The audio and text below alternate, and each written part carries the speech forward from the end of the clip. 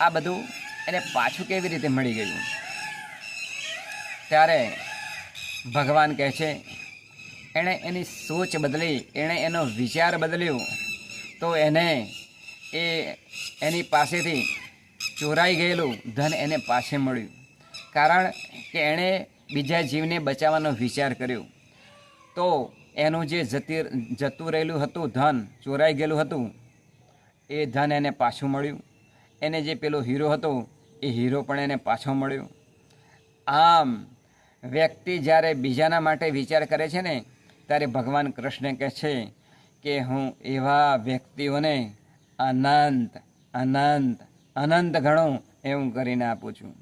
આમ આપણે આપણો વિચાર બીજા માટે કરવો, બીજાનો જીવ બચાવવા માટે કરવો, આપણાથી બની શકે તેટલી બીજા જીવો પ્રત્યેની એ દયા